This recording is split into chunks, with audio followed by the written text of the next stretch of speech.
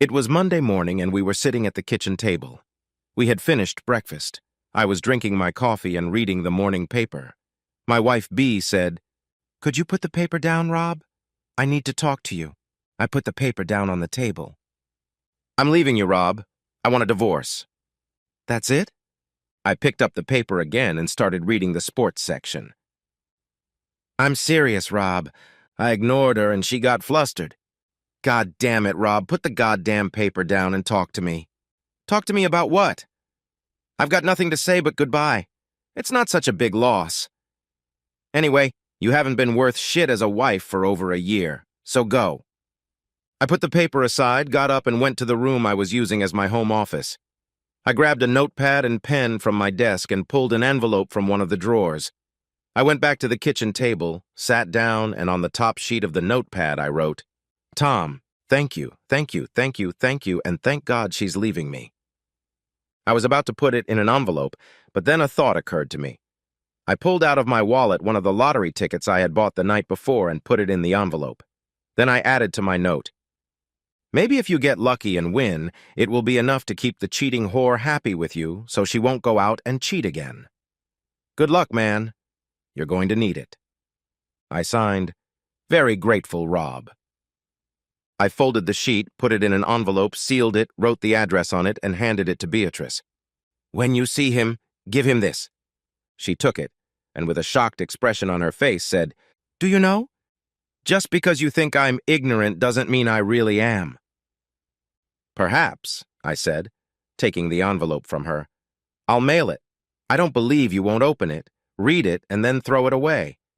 Now why don't you go and pack your things and get the hell out of my life? And since you're going to leave, you need to get out of the house as soon as possible.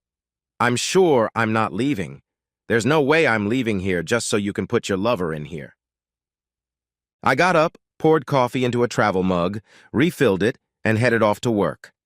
On the way, I stopped by the bank, closed the savings and current accounts, and took the contents of our safe. I then went to a bank closer to work and opened new accounts in my name only. Next, I called and canceled all of our joint credit cards and arranged for new cards in my name only, and then I went about my daily work.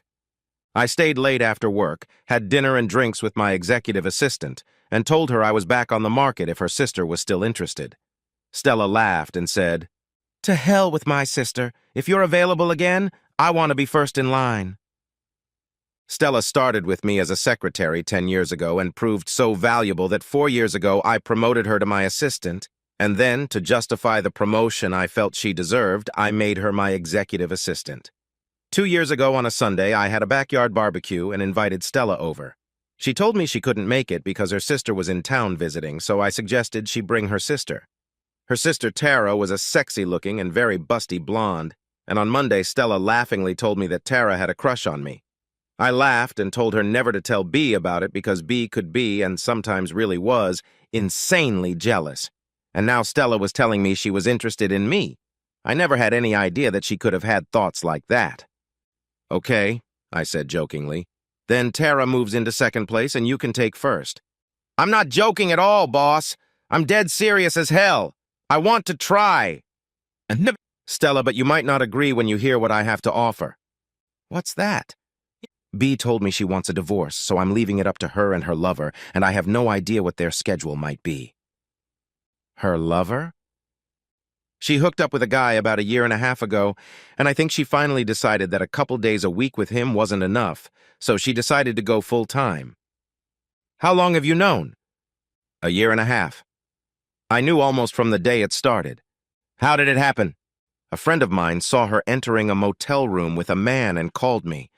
I put a private investigator on B for a week, and he got me everything I needed to know." "A year and a half and you did nothing about it? What was I supposed to do? Get mad about it and turn my life upside down? Divorce is no fault in this state. Everything would have to be split in half, and I would have to sell the house and split the proceeds with her. I'd have to give up the pool, hot tub, my woodworking shop, and 3-car garage and move into some apartment. No thanks. I decided to just ignore it and let her cook for me, do my laundry, and clean the house." "How could you be around her knowing she was cheating on you?" You'd be surprised how quickly love can turn to hate and then hate turns to indifference. I can't believe a big guy like you could go a year and a half without sex. Why no sex? As long as B offered, I took, and she continued, although the frequency was somewhat reduced. I didn't touch her on the days I knew she was with him, but other than that, the only change was that I stopped making love and started just having sex. Do you have any idea why she did that? I have no idea, but it probably wasn't the first one. Do you think she had other lovers? I can't know for sure, but what I do know is that in the 10 years we've been married, she's been in a certain mood 4 times that I can remember. 4 times she's acted the way she's acted the last year and a half she's been involved with this guy. That's just a guess on my part, but I'd almost bet that the other times it was for the same reason. If she hadn't been seen and I hadn't been warned, I'd take the recent moodiness as another one of those girl things. I may be wrong in my thinking, but it doesn't really matter. I know about the cheating for sure, and that's all I need to know to realize she's a cheater. What are you going to do now? I'm gonna wait. Wait? For what? See what she's gonna do. She's on her own now. I cleaned out her bank accounts, canceled all her credit cards, and told her to get out of the house. She wanted a divorce, so I'm leaving that up to her. Since she doesn't make enough to support herself and still be able to pay a lawyer, she will have to get money for a lawyer from her lover, and I don't know if he will give it to her. I assume they discussed it before she hit me with it, but I have no way of knowing. My point is, if you're really interested in me, you'll be involved with a married man who has no idea how long it will be before he gets divorced. You're thinking wrong, Rob. How's that? If she files for divorce, she's in control. You'll be served, and it could be bad. You have no idea what she can do. They could order you to vacate the house and leave it to her pending a hearing. What if she files a report and says it's because of mental and physical abuse and gets a restraining order keeping you away from her in the house? You gotta set the pace, boss. You gotta be in the driver's seat. Make her react, not the other way around. Besides, you're gonna be a big help to me. Help you? How? If you're going to wait and let her apply, what if she doesn't? What if her lover won't give her the money to do it? That would put us in the position of adultery, and she can use that against you somewhere in the future. You say she cheated, and she says, so what? So are you. If you file, you are saying that from your point of view, the marriage is dissolved, and what you do from that point on is none of her business. From a strictly legal standpoint, you will still be legally married until the divorce is final, and contacting me would technically still be considered adultery, but no court would use that against you unless it started before you filed for divorce from B.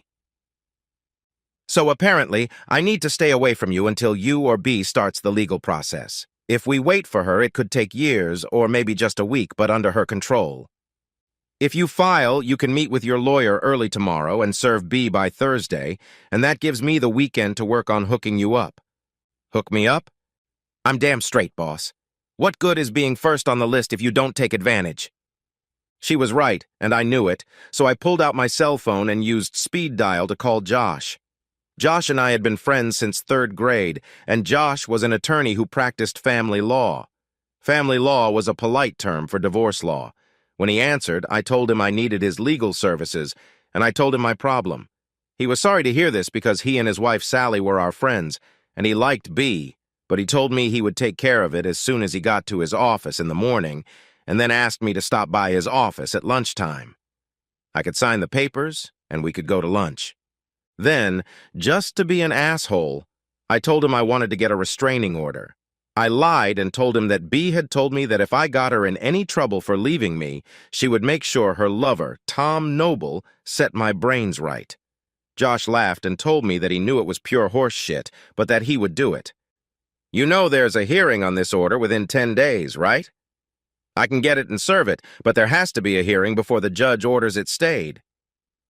I know, and I'm prepared for that, but right now the main thing is to get her out of the house and keep her out for a while.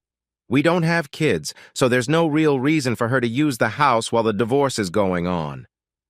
I stand by the principle of gun ownership is ownership of the law. There is no reason for a judge to order me to get out and let her in. That's what I'm striving for. I told her to get out when we talked this morning, but I don't know what I'll see when I get home. She could be gone, or she could still be there. Since I don't know for sure where she'll be, I plan to serve her at work. There's no chance you'll work something out with her? Not a chance. Then I'll see you tomorrow. I disconnected, looked across the table at Stella and asked, "What do you have planned for me this weekend?" She laid out her ideas, and they seemed pretty good to me. When I got home, B was sitting in the kitchen at the table going through some papers. "Why are you still here?" I asked, walking over to the refrigerator and pulling out a beer. "This is my home, too. I'm staying here until I can make other arrangements. If you object to my company, feel free to move out." "And let you bring your lover here? Never in your fucking life. Sit down and discuss what we're going to do." "There's nothing to discuss. I know what I'm going to do, and I don't give a shit what you're going to do." "There are things that need to be worked out, Rob." "No, Beatrice, there's no such thing. It's simple. You said you want a divorce, so go get one. You have to hire a lawyer. You have to file the papers and pay all the legal fees. What I will do is fight you tooth and nail over every little thing. We live in a no-fault state. Everything is split in half, so decisions will have to be made about who gets what as their half. I'm gonna stall so your attorney's fees keep going up and up. You know they don't work for free, right? You want the coffee table? Well, guess what? I want that too. You want a couch? That's too bad, B. It has great sentimental value to me, and I just have to have it." "Why all of a sudden? You don't care about any of this. You didn't even show any emotion when I told you I wanted a divorce. All you did was tell me to pack my things and get out." That was before I had time to think about it. I looked her in the eye and took a chance. "I let you get away with it the first 3 times because you didn't want a divorce. I loved you enough to keep quiet and hold you because you kept coming back to me." She turned away from me when I said, "the first 3 times," which, as far as I could tell, confirmed what I suspected. "Now, it's hard for me to say why I stayed with you, but I didn't get a divorce. I thought maybe I did something that really pissed you off and you felt you had to do it to get back at me. Eventually, you would end your affairs, and I foolishly thought it was because you realized you loved me, and that's why you were coming back to me." I looked down at the floor, and yes, shit was already on my shoes. I thought this whole thing with Noble was some sort of repeat of previous occurrences, but now I see I was wrong. I've come to realize that you're nothing but a low-life cheater, a slut. And if you hadn't decided to leave me for Noble and ended things with him, you'd be spreading your legs for some other asshole in 6 months or a year. After thinking about it, I decided I had to get revenge somehow. What I really want to do is take a thick belt and beat you with it so hard that your skin rips and you bleed out on the floor, but that would only send me to jail. The only thing I can do to stay out of jail is to make the divorce as difficult and expensive as I can for you. You're right. This is also your home, and if you choose to stay, I should let you be here, but I don't have to like it, and I don't have to socialize with you. Move your shit into one of the spare bedrooms and stay away from me. I finished my beer and then went upstairs to what used to be our bedroom and got ready for bed. I thought I had accomplished what I set out to do.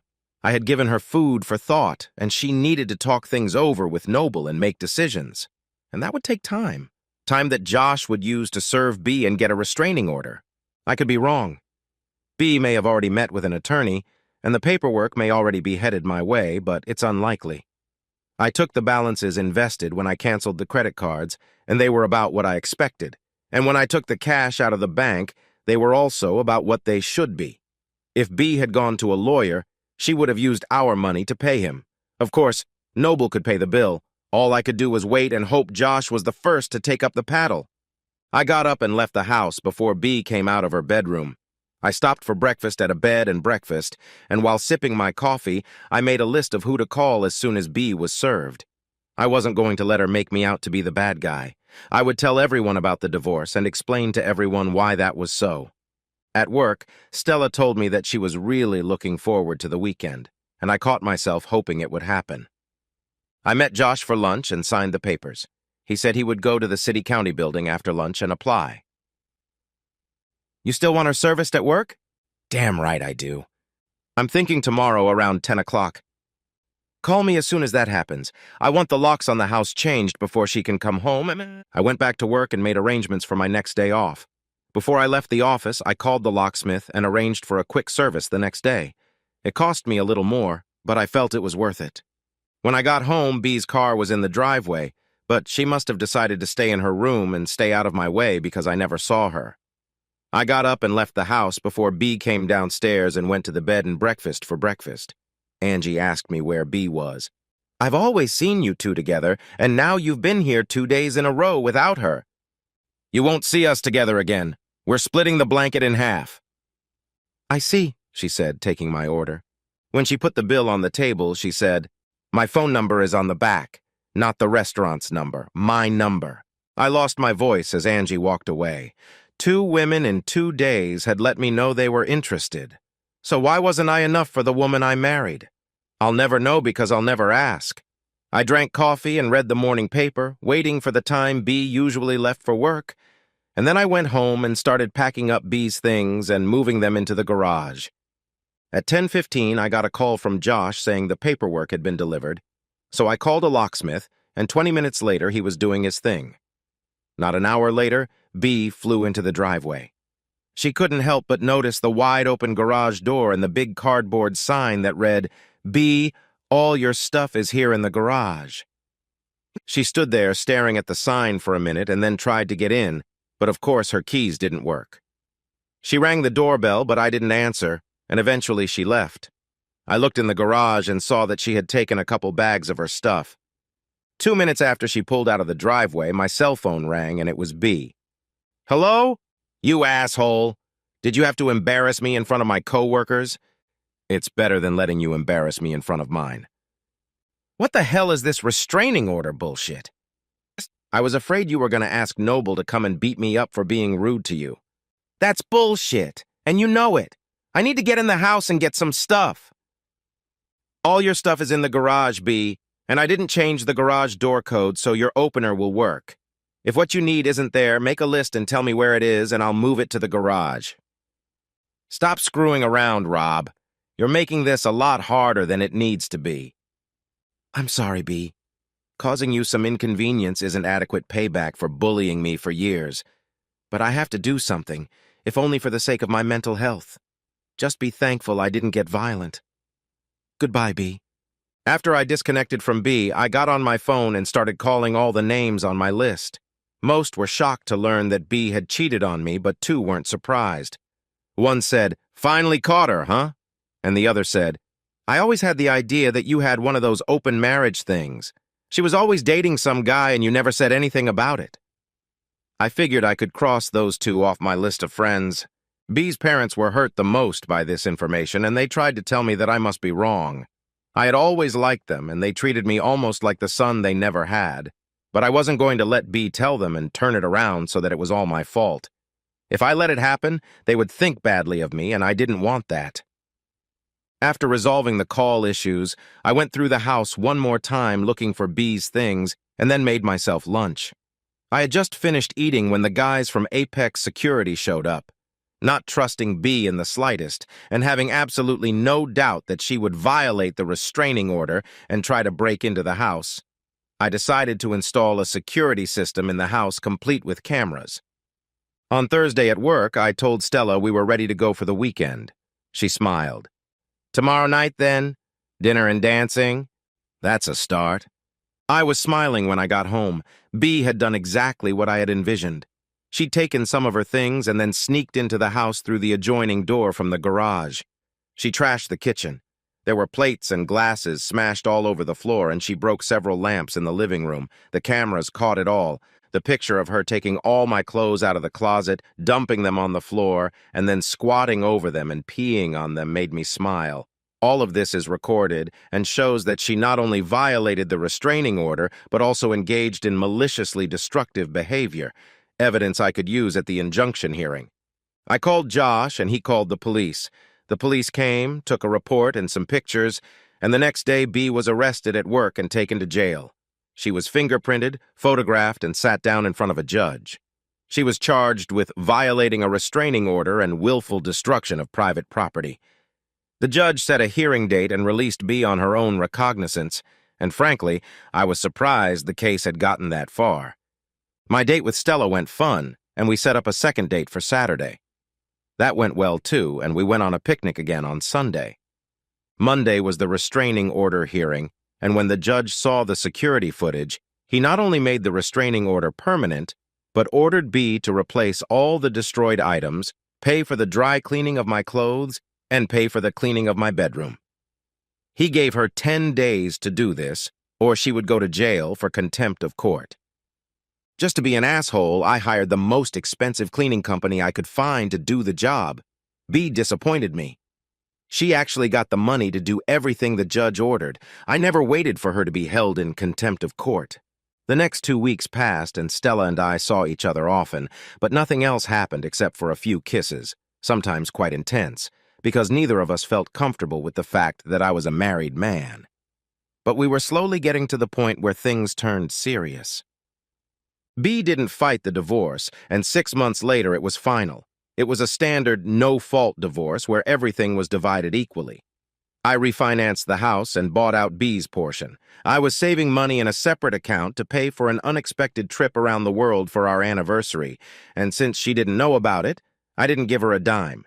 She also didn't know about the last 2 certificates of deposit I'd put in the safe. I bought them with my last 2 bonus checks. I had another small victory. B had alimony set for 2 years or until she remarried, but it was only set at $100 a week instead of the $500 she was trying to get. This was unexpected, and Josh told me it was because we were very lucky with the judges to whom my cases were assigned. The judge who attended the injunction hearing and the judge who oversaw the divorce were not only cousins who apparently discussed their cases, but both had cheating wives in the past. Neither of them believed that an innocent husband should be punished for the behavior of a cheating wife, and while they followed the law, they didn't go one step further than prescribed. Whatever B had with Noble obviously wasn't so great, because 7 months after the divorce was finalized, she was living with her parents. It was 8 months after the divorce was final, and I was sitting at the bar at the Hilton, drinking a beer and eating a steak sandwich for lunch, when someone sat down on the stool next to me and a voice asked, "Can I buy you a beer?" I looked over and saw my ex-wife's ex-lover. "I want to have a word with you," he said. Out of curiosity, I invited him to continue, and he waved to Agnes and ordered us both a beer. She brought them over, and he took a sip, set the glass on the counter, and stared at it for a few seconds, then started peeling the label off the first bottle. When the little pile in front of him had grown, he said, "I didn't want to screw this up for you." Without taking his eyes off the bottle, he continued, "The night I met her, she wasn't wearing wedding rings, so I didn't know she was married. And she certainly didn't act like a married woman. She was at Bud's bar with a group of girls she worked with, and I asked her to dance, and she said yes. I bought her a drink, and she invited me to sit with her and the other girls. I danced with her 3 more times and asked her out, and she said yes. I fell head over heels in love with her, and within a month, we were having sex whenever we could get together. When we started out, we had to use motels because I shared an apartment with 2 roommates, and one of them was always around. We couldn't use her apartment because she said she lived with her disabled mother. That was also the reason we couldn't see each other more often. She was supposed to be taking care of her mother and could only go out when someone else was available to look after dear old Mom. I finally got my own apartment so we didn't have to use motels anymore, and although our meetings were irregular, I had fallen in love with her and was going to ask her to marry me. I was going to buy a house big enough for her mother and me, but before I could pop the question, a guy I knew asked me why I was sleeping with a cheating whore. I was ready to kick his ass when he told me that B was married and cheating on her husband, and that it wasn't the first time. Apparently 2 years before that, she had cheated on you with his brother. When his brother found out she was married, he broke up with her. I had a hard time believing it, but then I got your letter. I sat on it for a week, and then I confronted her face to face, and she cried. She didn't love you. You, it turns out, were an abusive drunk, beating her physically and abusing her mentally. She hated you but was afraid to leave you because you told her that if she ever did, you would hunt her down and kill her and whoever she was with. By then I had done some checking and realized she was lying and all thoughts of marrying her were gone. But she was a good girl and you kicked her out at that time, so I let her move in with me. As long as she was willing to sleep with me, everything was fine. But when the divorce was final and she started talking about marriage, I shot her down. My parents split up because my mom cheated on my dad. She got custody of me and later remarried, and then she was caught cheating on her second husband. She remarried a third time and cheated again. I'm a firm believer in the saying that once a cheater always stays a cheater, and I told B that. Told her that as long as she was good with the live in friends with benefits relationship, we were fine, but no more than that. About 3 weeks after that, I came home from work and she was gone. He took another sip of his beer and said, "Rumor has it that you knew all along that she and I were doing this. Why did you let it go on and not divorce her right away?" "You said it yourself. She was a damn good girl. I figured to hell with it. I'd leave it alone and I'd have a girlfriend and someone to cook and clean the house and do the laundry. Things probably would have stayed the same if she hadn't told me she was leaving me and wanted a divorce." He took another sip and then said, "I never thought I'd say this, much less to you, but I miss her in my bed." He finished his beer, stood up, took something out of his pocket, put it on the counter and motioned it to me. "What's this?" "That lottery ticket you gave me. It's a winner. It's your half. I waited before giving it to you so you wouldn't have to give her half in the divorce. I'll see you later." And he walked away. I looked at the paper. It was a cashier's check for a large sum, a very, very large sum. When I got back to the office, Jean, my assistant, said, "You look like a cat that just ate the canary. Was the lunch that good?" "Lunch was spectacular." "Oh, it was. Jean, my assistant. Stella didn't work for me anymore, at least not in the office. She was at home painting the room that was going to be the nursery when the twins came.